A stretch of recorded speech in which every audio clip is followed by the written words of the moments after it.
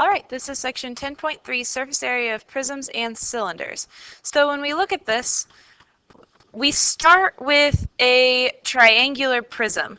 Now, the reason we call it a triangular prism is because these two faces here are triangles. So if they were pentagons, then it'd be a pentagonal prism, hexagon, hexagonal prism, and so on.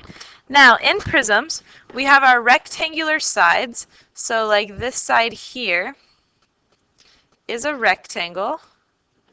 And then we also have a rectangle on this side and on the bottom. So our rectangular sides are called our lateral faces. And then our shape, or our triangle, is going to be our bases. So we have two bases, three lateral sides. And then my altitude is going to be the line that connects my bases together. So the altitude is also the height. And again, this is a triangular prism because my bases are triangles. So now moving on. We are going to find the surface area and volume of prisms. We're going to save volume until later. Today we're just going to talk about surface area, but we will eventually talk about volume. So we do need to understand how this shape works.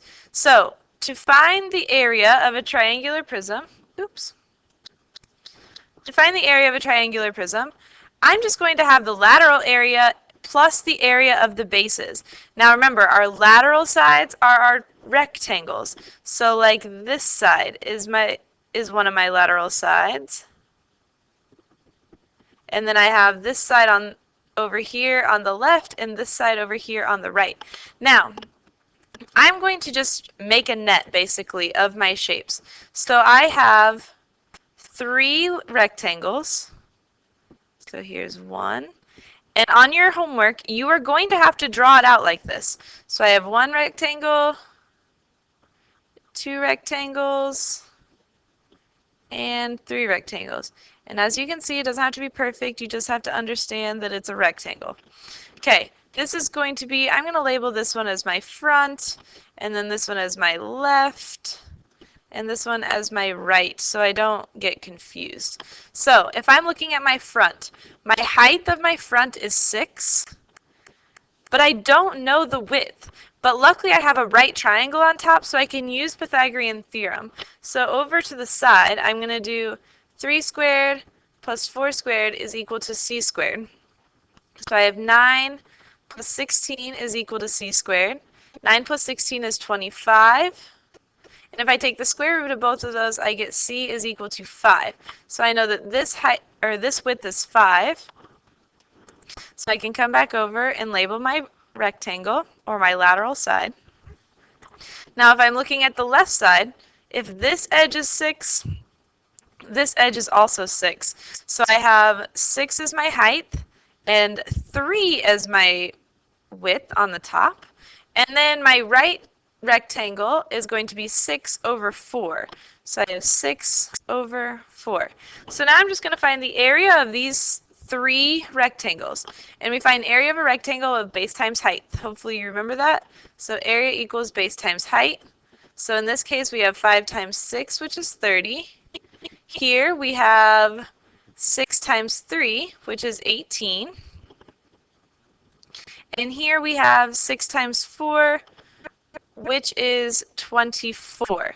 So this is, if I add these three numbers together, then I will get the area of my lateral sides. And now I just need the area of my triangle. And remember, we do have two triangles, and they are the exact same. So whatever I get for one triangle, I can just multiply it by 2, and that's the area of both of them. So I'm going to draw my triangle out here. I know it's a right triangle. Right triangle, and I know across from my right angle is my side that's 5, and then my other two sides are 3 and 4. So my area of my triangle, hopefully you remember, is 1/2 base times height. So I have 1/2 my base, which is 4. And remember, my height is perpendicular to my base. So this here is my height. So I have 1/2 of 4, which is 2, times 3, which is 6. So now what I'm going to do is I'm just going to add all this stuff up. And remember, this is only one triangle. So to get 2, I have to multiply this by 2. So I get 12 as my area of my two triangles. So the surface area, so SA, surface area, is equal to 30 plus 18 plus 24 plus 12. And these two added together is 48. And these two added together is 36. So I have 48 plus 36, which is equal to 78 centimeter. No, it's not. Sorry. The area, 48 plus 36, is 84. And we are talking about area, so we have centimeters squared for our answer. So the area of my triangular prism is 84 centimeters squared. And look, we just did that by separating everything out.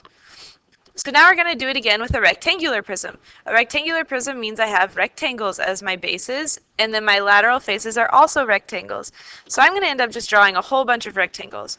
Now, if this is a rectangle and this edge is 8, then that means this edge is also 8. And if this is 5, then this is also 5. And if this is 14, then these are 14. So these are 8, 8, and 5, and 5. Okay, so first one I'm going to do are my rectangles for my lateral sides. So I have two different sizes of rectangles because the faces across from each other are equal. So this front face and the back face are both 8 by 14. So I have 8 here and 14. And then my other ones are 5 and 14. So my top and bottom are 5 by 14. So I have 5 by 14. And then I have my two bases, which are 8 by 5. So I have 2 of each different shape. And this one is 8 by 5. So now every area that I get, I'm going to have to multiply by 2 because this rectangle happens twice in my rectangular prism, this one twice, and this one twice. So 8 times 14 is 112. And then I'm going to multiply this by 2, which gives me 224 as my area of these two shapes. And then 5 times 14 is 70 for 1. And I have 2, so it's going to end up being 140. And then my last one, 5 times 8 is 40. And I'm going to have to multiply it by 2 to get the 2, which is 80. So now I'm just going to add up all three of these numbers. So I have 224, 140, and 80. Add them up. So I have 4, and then I have 14, and 4. So 444 centimeters squared is the area of my rectangular prism. Okay, I'm sorry this is a little bit longer video, but we have to do cylinders too. They'll be really fast, I promise. So we have surface area, which again is lateral area and area of the bases. So this is a right cylinder. It's a right cylinder because my height is straight up and down from center to center. And then we also have an oblique cylinder where my cylinder is kind of tilted. So what we need to realize is we need to first find the area of the circle, and we'll have 2 of those. And then the circumference of the circle we also need to find because the circumference is here, and this rectangle that goes around my circle, the edges are going to be the same as the circumference here if it wraps around. And then we have this value here, which is going to be our height. So this here is the circumference of my circle. Circumference.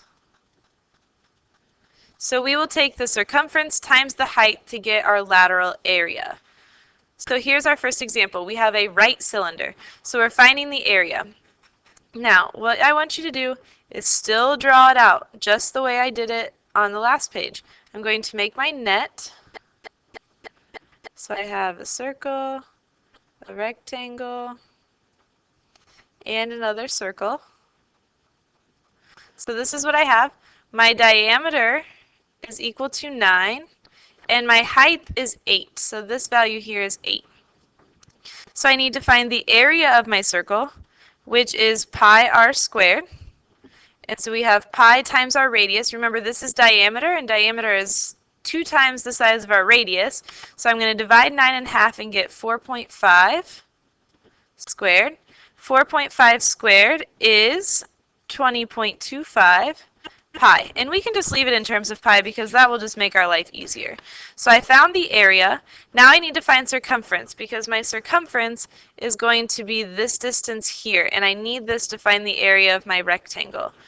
So circumference is equal to 2 pi r. So I have 2 pi times 4.5.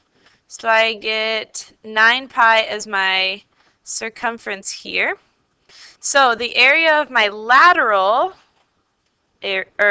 surface is going to be 9 pi times 8, which is equal to 96 pi.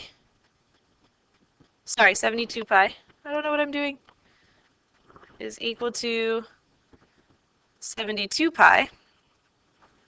So I have that, and then the area of one of these is 20.25 pi. So both of them added together is going to end up being 40.5 pi. So now I just add up these values. So I have 40.5 pi plus my lateral area, which is 72 pi, and 40.5 plus 72 is 112.5 pi centimeters squared. Now just don't forget to keep the pi going. The pi has to be here, and this is my surface area. Okay, last example, I promise. Surface area of a cylinder. This is an oblique cylinder, so we're going to have to look at it and make sure we don't mess up. So again, we're going to draw our net like this.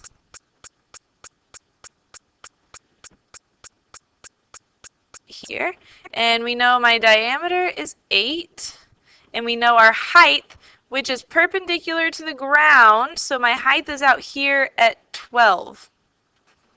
So now I need to find the area of my circle, and that is pi r squared. So I have pi times 8 is my diameter, so my radius is 4. So I end up with 16 pi for my area of my circle. I also need my circumference, because remember this length here is the circumference of my circle. So I have circumference is equal to 2 pi r. So I have 2 pi times 4, which is equal to 8 pi. So this part is 8 pi. So that means that the area of my lateral section is 12 times 8 pi, which is equal to 96 pi. And then this circle here is 16 pi, and this circle here is also 16 pi. Whoa. So now I'm just going to add up these three green values. So I have 96 pi plus 16 pi plus 16 pi. So I have 96 pi plus 32 pi. Remember, this is my surface area. It's just lateral area and base area. So 96 plus 32 is 128 pi. And don't forget our label, centimeters squared. All right, have a good night.